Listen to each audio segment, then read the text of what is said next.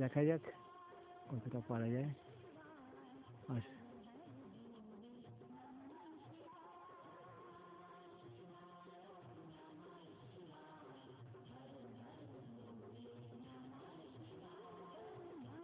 একটা দেখা যাচ্ছে সাদা, সেই জায়গাটা হচ্ছে ডুমক। আমরা ওই পথ দিয়ে আসিনি, আমরা এসেছি কোথা দিয়ে, লুইতি দিয়ে। দেখো কি সুন্দর দৃশ্য, এই দৃশ্য কোনোদিন ভুলবার নয়। এদিকগুলো এখনো ক্লিয়ার আছে, অভাবনীয় সুন্দর, অপূর্ব, ঈশ্বরের কি অপরূপ সৃষ্টি। এই সৃষ্টি দর্শন করছি, এও তো ঈশ্বরেরই এক রূপ, অপূর্ব রূপ।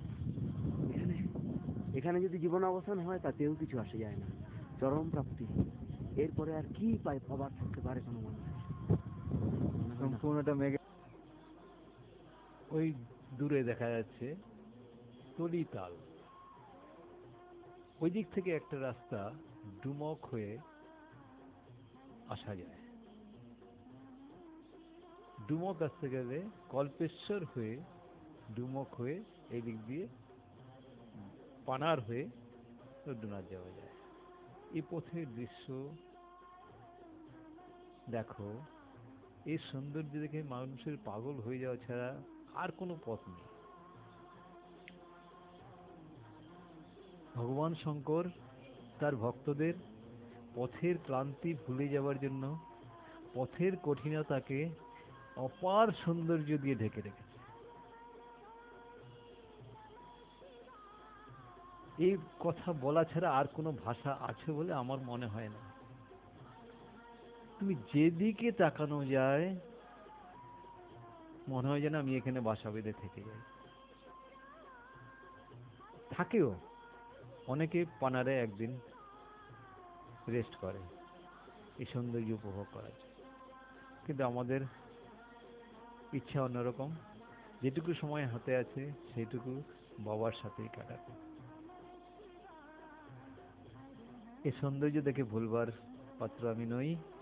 আমি এগিয়ে যাব, এগিয়ে যাচ্ছিও, শুধু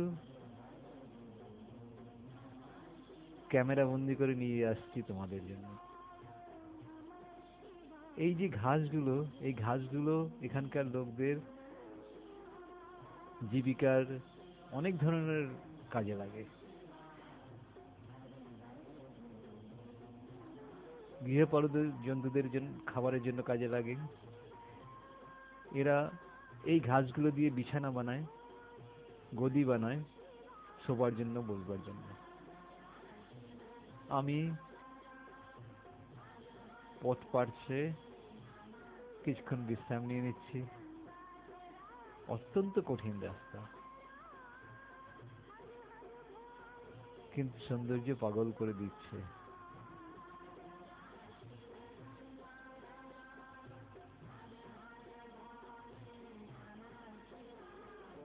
আবার এই ঘাসগুলো ওরা ঘরের ছাউনিতে কাজে লাগায়। এগুলো শন টাইপের, বেশ লম্বা লম্বা, বুশ টাইপ, বেশ লম্বা লম্বা হয়। ঘরের ছাউনিতেও এগুলো কাজে লাগে।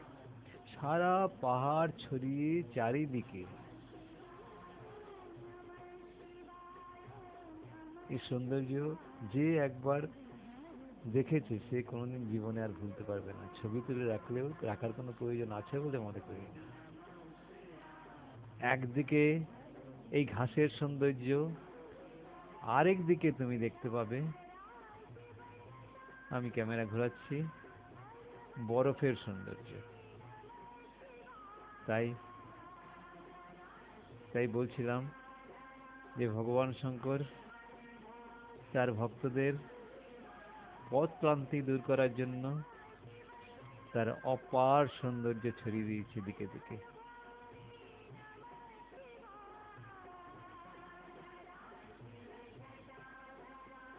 ভারতবর্ষের কঠিনতম তীর্থযাত্রা, কিন্তু এত সৌন্দর্য কোনো তীর্থযাত্রায় ছড়িয়ে নেই। যে যাত্রা করেনি সে, তার পক্ষে হয়তো এটা বলা সম্ভব নয়, কারণ ছবি দেখে তো কোনো কথা বলা যায় না। চোখের দেখা না দেখলে এই কথা উচ্চারণ করা খুব কঠিন।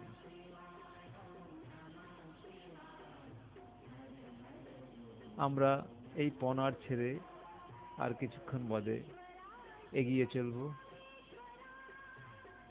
পনারে একটা সিকিউরিটি স্টেশন আছে, সেরকম কোনো সিকিউরিটির কোনো প্রয়োজন হয় না, তবুও যাত্রীদের সুবিধার্থে, খোঁজখবরার্থে এবং বিশ্রামের স্বার্থে একটা সরকারের তরফ থেকে একটা করে রাখা আছে। এই তুমি দেখতে পাচ্ছ,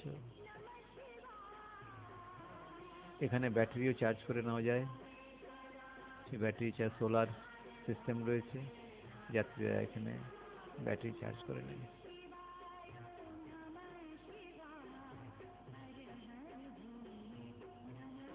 পনার থেকে শেষবারের মতো তরিতালকে দেখে নাও। আমরা এগিয়ে যাব এবার রুদ্রনাথজির দিকে।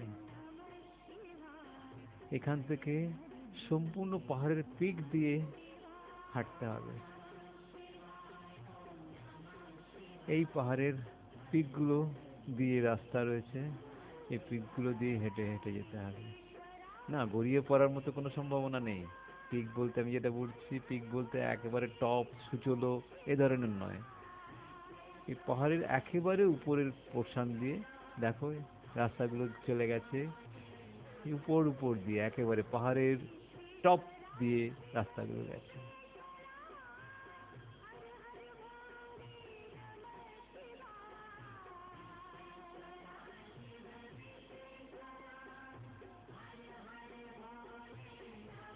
কোনো নিচের দিকে যাওয়ার কোনো ব্যাপার নেই,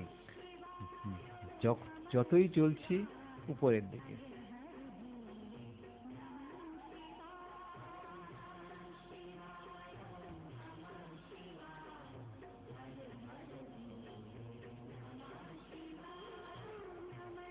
আমার সেই গৌহাটির পথিক বন্ধু আমাকে ছেড়ে অনেকটা এগিয়ে গেছে। রাস্তা একটাই, রাস্তা হারাবার কোনো উপায় নেই। ওই সেই পথিক বন্ধু গৌহাটির নিয়ে গিয়ে। আমরা এখন যে জায়গাটা দিয়ে পাস করছি, এই জায়গাটাকে বলে নাওলা পাস। আর নাওলা পাসের পরেই দেখতে পাচ্ছ পিত্রাধার পাহাড়। এইখানে গাড়োয়ালি লোকেরা তাদের পিতৃকর্ম সম্পাদন করে। আমরা ওই জায়গা দিয়ে পাস করছি, আর এই গেটটাকে বানিয়ে রেখেছে, এই গেটটাকে ওরা বলে গেটওয়ে অফ পিত্রাধার পাহাড়। আমরা এই গেটের মাঝখান দিয়ে রুদ্রনাথ টেম্পলের দিকে এগিয়ে যাব। এই জায়গাটাতে বৃষ্টি অবশ্যম্ভাবী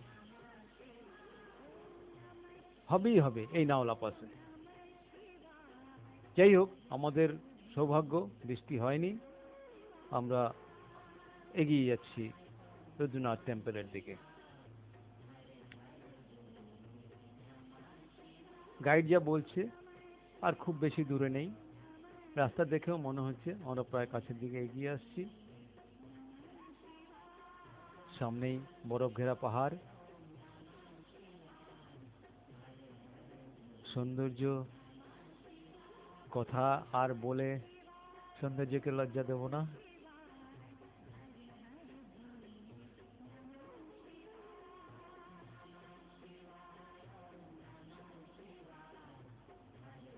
রাস্তার ধরন দেখেই বোঝা যাচ্ছে আমরা প্রায় এগিয়ে এসেছি মন্দিরের দিকে।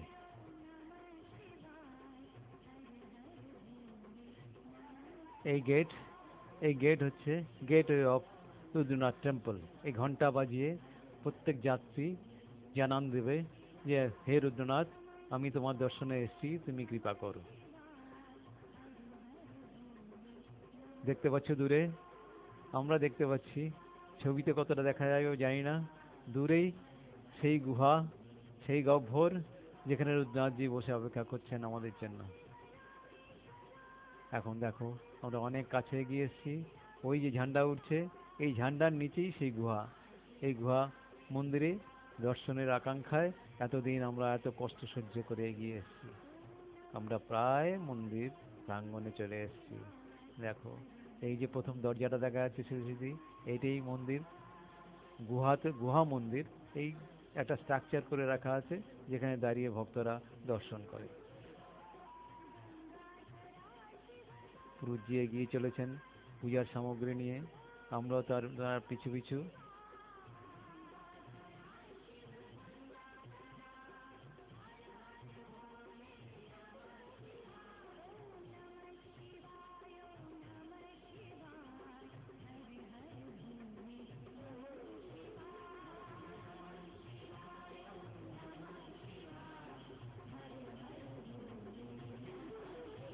এই মন্দিরের পাশেই সমস্ত দেবতারা স্থান পেয়েছে ভক্তদের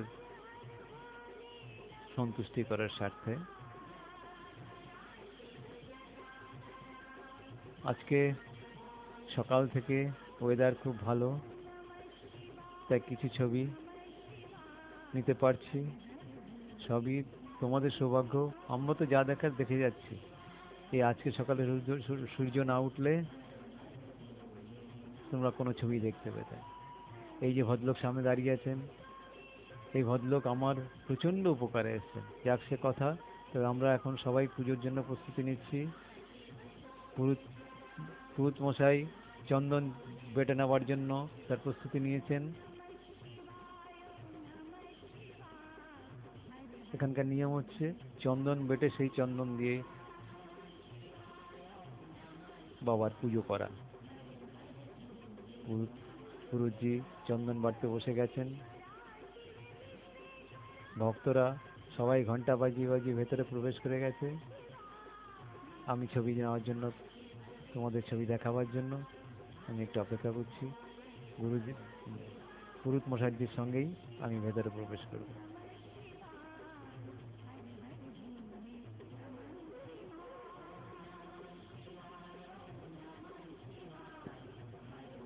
পুরুতজি ঢুকে গেছেন। আমি তোমাদের একটু বাইরের রোদ এসেছে, বাইরে বেরিয়ে এসে আবার রোদ পাবো কিনা এই বাইরের দৃশ্য তোমাদের কিছুটা দেখিয়ে দিচ্ছি।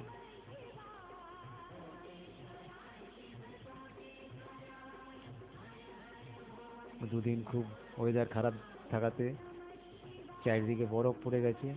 বাইরে সময় হয়ে গেছে, আমি ভেতরে ঢুকবো।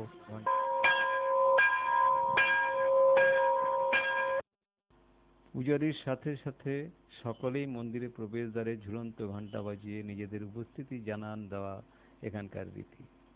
গুহা মন্দির খুব বেশি বড় নয়, অপ্রশস্ত, অসমান, মাথা থেকে সামান্য উপরে ছাদ, গাঢ় অন্ধকার ছেয়ে আছে চারিদিকে, প্রদীপের আলোতেই আলোকিত হওয়া ছাড়া কোনো আলোর ব্যবস্থা নেই। প্রকৃতির নিজের হাতের সৃষ্টি, মহাযোগী মহেশ্বরের সাধন পীঠ। গর্ভ মন্দিরে রুদ্রমূর্তি, মেঝেতে নিত্য পূজার বাসনপত্র, প্রস্তর নির্মিত রুদ্রমূর্তি স্বর্ণ অলঙ্কারে সাজানো।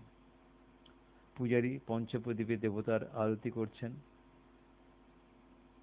পূজান্তে কাঁসার ঘণ্টার তালে তালে নাচের ভঙ্গিতে দেবতার আরতি হচ্ছে। আরতি শেষে উপস্থিত সকলে পঞ্চপ্রদীপে উত্তার গ্রহণ করবেন।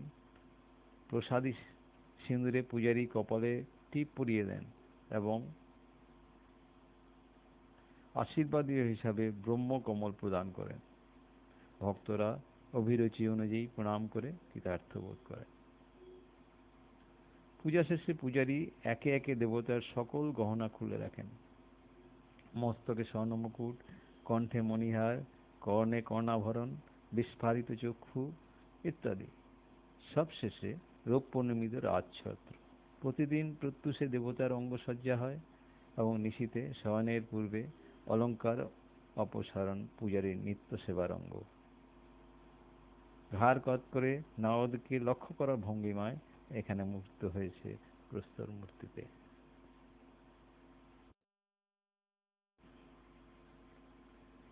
এই সেই জায়গা যেখানে দাঁড়িয়ে মহর্ষি নারদ পঞ্চপাণ্ডবদের